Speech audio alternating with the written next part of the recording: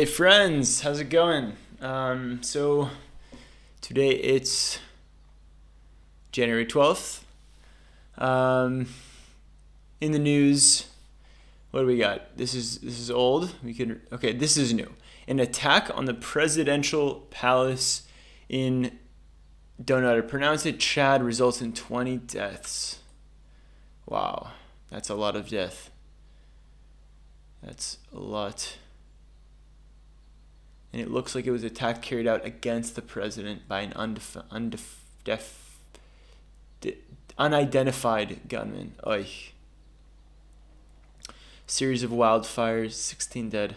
The dead has risen to 16. This is old. Recent deaths: Mike Rinder, Australian American senior executive, a Scientologist. Peter Yarrow. Puff the Magic Dragon. He co-wrote that. That's a classic. Ayla Erduran, Turkish classical violinist. Scientist. Central politician. Okay, so on this day, January 12th, Zanzibar Revolution Day. Okay. In 1659, on this day, the fort at Allahabad in India was surrendered to the forces of the Mughal Empire, an early modern empire in the South Asia.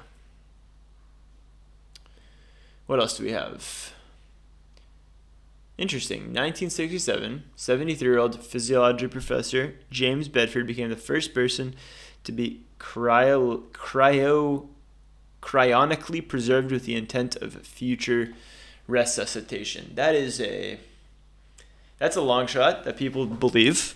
They think that they could come back to life. Wow. Oh, 2007. Look at this. Comet McNaught reached its perihelion, becoming the brightest comet in over 40 years with an apparent magnitude of 5.5. Let's have a look. Wow. Look at that. That's super cool. That was in 2007. And on this day, January 12th, John Singer Sargent.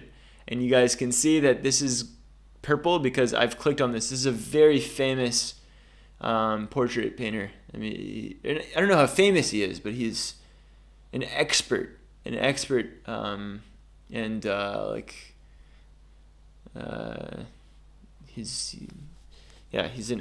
painter. I've looked into him before. Today's feature picture. This is a sailor in the United States Navy in the late 19th and early 20th century. He was one of the first African American chief petty officers. Wow. So in the days of segregation and a kind of, it's not apartheid America, but it was those days of, strict segregation. This guy rose the ranks, it seems, in the Navy. What a mustache. I must say, that mustache is epic. Kind of a blurry picture. Needs a bit of Photoshop. All right, so I'm going to set the timer. We were talking about the Tomb of Kamarit, and we were kind of getting into it, but actually, I think we're just going to move on to a new featured article. So I'm going to hit the timer, 5 minutes, so I don't rant for too long. All right, so the Smash Hit. Smash Hit is a 2014 rail shooter game. I've never heard of a rail shooter. What does that mean? So rail shooter, also known as on-rails shooter, is a sub-genre of shoot-'em-up video games, beginning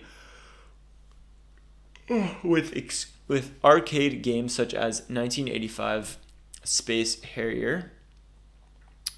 Hold on, do I want to get into this? I don't want to get into this. I'm sorry, guys. I'm going back on my word. You know what?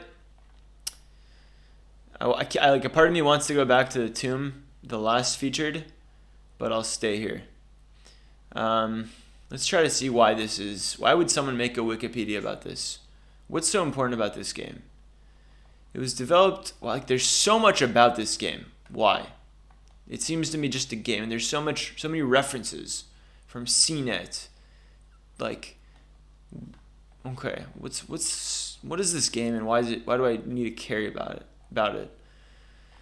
It's a rail shooter. What does that even mean? Let's click it. I have to go in. I'm sorry, guys. Rail shooters, I don't get it. What is this shoot 'em up? Genre of shoot 'em ups? Shoot 'em ups. Never heard of this. Okay. Star Fox? 93 Time Crisis. So wait, this is from what? Like, what time is this? This is 2014.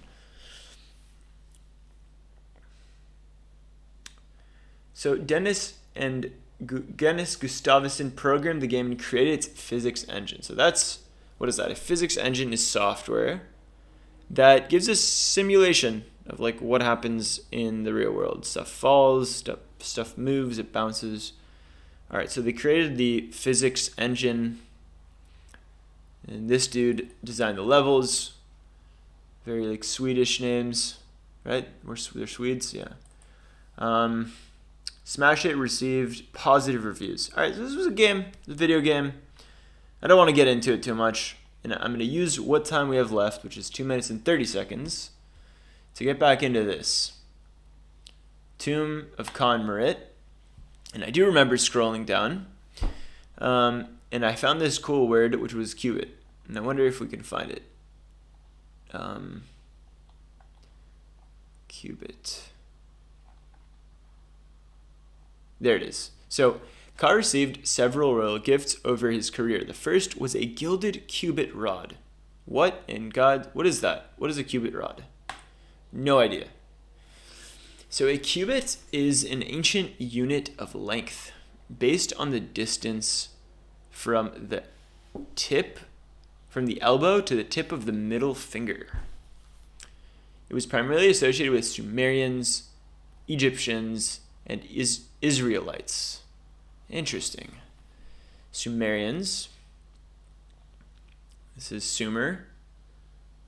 And then Egyptians we know, of course, and Israelites were, like the people of the First Testament. The term cubit is found in the Bible regarding Noah's Ark. Okay, the Ark of the Covenant, the Tabernacle. That always reminds me of like Indiana Jones. Solomon's Temple.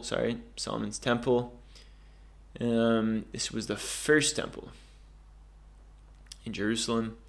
The common cubit is divided into 6 palms. Interesting. I wonder if I can get 6 palms. Oh, palms. So one. I'm doing it on my hand to see if I can see 6 palms, because they said it's from your elbow to your middle finger. So 1,